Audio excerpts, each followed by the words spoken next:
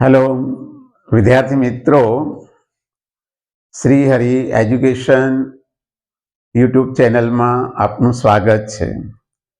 ધોરણ 12ના વિદ્યાર્થીઓ આંકડાશાસ્ત્રમાં higher mark મેળવવા માટે તૈયાર છો?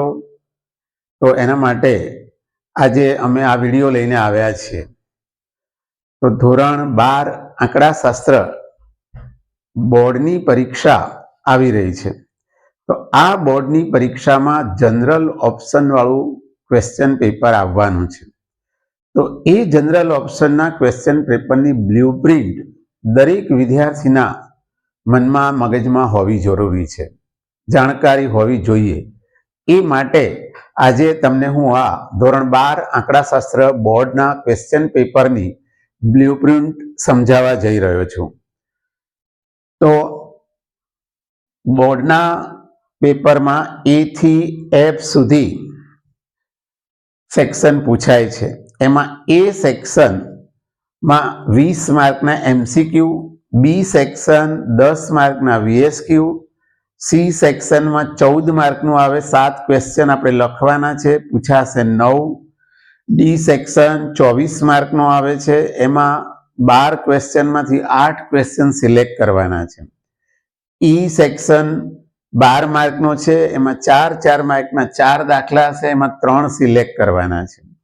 અને F સેક્શન મોટા દાખલાનો હોય છે, જે 20 માર્કનો હોય છે, એમાં 5 માર્કનો એક એવા 6 ક્વેશ્ચન આપણને આપેલા હોય. એટલે 30 માર્કનું આમ પૂછાય, પણ આપણે એમાંથી 4 ક્વેશ્ચન સિલેક્ટ કરવાના છે. તો આમ આપણે 100 માર્કનું પેપર A થી F સેક્શન સુધી આવે છે. હવે દરેક પ્રકરણનું ક્વેશ્ચન કેટલા માર્કનું, સેક્શન વાઇઝ કેટલા માર્કનું, કેટલો ભારાંક છે એ આપણે જોઈએ. તો આંકડાશાસ્ત્રમાં પાર્ટ 1 અને પાર્ટ 2 આ બે ભાગમાં આખો વિષય વહેંચાયેલો છે. પાર્ટ 1માં 4 ચેપ્ટર છે, પાર્ટ 2માં 5 ચેપ્ટર છે. એટલે પાર્ટ 1માં પ્રથમ પ્રકરણ છે સૂચકાંક. એમાં A section 2 માર્કનો MCQ, B section 1 માર્કનો VSQ, C section 2 માર્કનો દાખલા અથવા થિયરી, અને D સેક્શનમાં 3 માર્કના 2 દાખલા પૂછાશે, અને F સેક્શનમાં 5 માર્કનું, એમ કરીને કુલ 16 માર્કનું પ્રથમ પ્રકરણ છે. બીજા નંબરનું પ્રકરણ છે સુરેખ સહસંબંધ. એમાં 2 MCQ, 1 VSQ, એક C સેક્શનમાં દાખલો અથવા થિયરી, અને D સેક્શનમાં 3 માર્કનો દાખલો, F સેક્શનમાં 2 5 માર્કના દાખલા, એમ કરીને 10 માર્ક. એટલે કુલ સેકન્ડ ચેપ્ટર તમારું 18 માર્ક્સનું થતું હોય છે. ત્રીજું પ્રકરણ છે સુરેખ નિયત સંબંધ. એમાં A માં 2 MCQ, B માં 1 VSQ, C સેક્શનમાં 2 માર્કનો દાખલો અથવા થિયરી, D સેક્શનમાં 2 દાખલા પૂછાય છે 3 માર્કના, અને સેક્શન F 5 માર્કનો એક દાખલો. એમ ત્રીજું પ્રકરણ છે એ કુલ 16 માર્કનું હોય છે. ચોથું પ્રકરણ છે સામયિક શ્રેણી. 2 MCQ, 1 VSQ, એક C સેક્શનમાં થિયરી જ મોટા ભાગે આ પ્રકરણમાંથી આવતી હોય છે, અને 3 માર્કનો એક ટૂંકો દાખલો, અને 5 માર્કના 2 દાખલા આ પ્રકરણમાંથી. એટલે કુલ આ પ્રકરણ 18 માર્કનું છે. તો આમ પ્રકરણ 2 અને 4 બંનેનું વેઇટેજ 18 માર્કનું છે. એટલે પાર્ટ 1ના 4 ચેપ્ટરમાંથી કુલ ઓપ્શન સહિત 68 માર્કનું પૂછાય છે.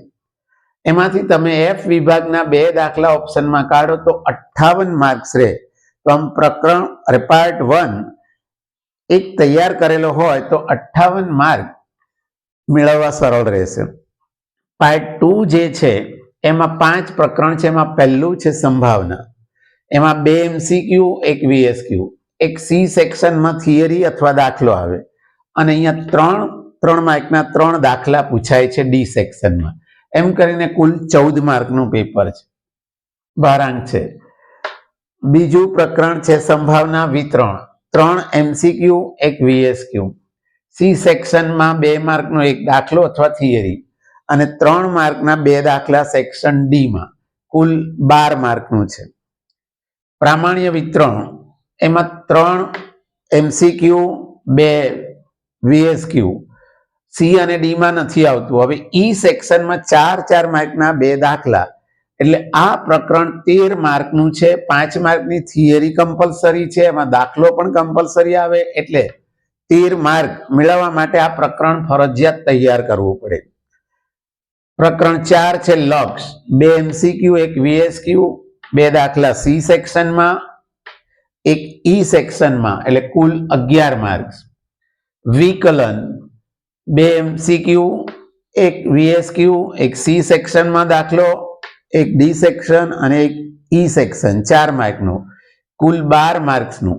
તો આમ ઓપ્શન સહિત આંકડાશાસ્ત્રનું બોર્ડનું પેપર 130 માર્કનું આવે છે. એટલે 30 માર્કના આપણને ઓપ્શનલ પ્રશ્નો મળે છે, અને એટલે આપણે 100માંથી 100 માર્ક મેળવવા હોય તો મેળવી શકાય, જો આ રીતે આની તૈયારી કરવામાં આવે તો.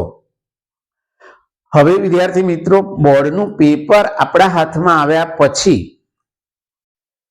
પેપર લખતી વખતે કયો સેક્શન પહેલા લખવો, કયો સેક્શન પછી લખવો, એ જો ધ્યાનમાં લેવામાં આવે તો નક્કી કરેલ સમયમાં ભૂલ રહિત પેપર લખી શકાય.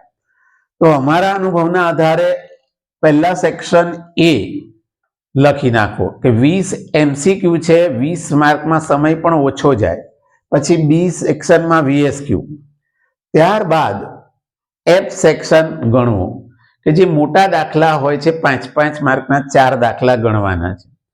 એટલે આમાં શાંતિથી જો ગણવામાં આવે તો ગાણિતિક ભૂલ થવાની શક્યતા રહેતી નથી, એટલે પૂરા 20માંથી 20 માર્ક મળી શકે.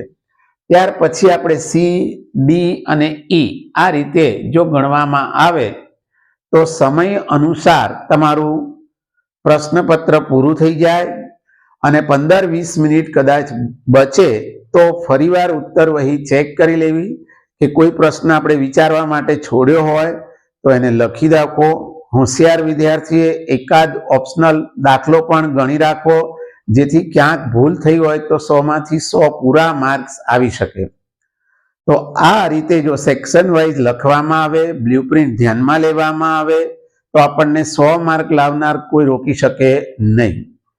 તો જો આ વિડીયો વિદ્યાર્થી મિત્રો તમને ગમ્યો હોય તો લાઈક, શેર અને સબસ્ક્રાઇબ કરજો, અને હવે પછીના વિડીયો જોવા માટે પણ લાઈક અને સબસ્ક્રાઇબ કરજો.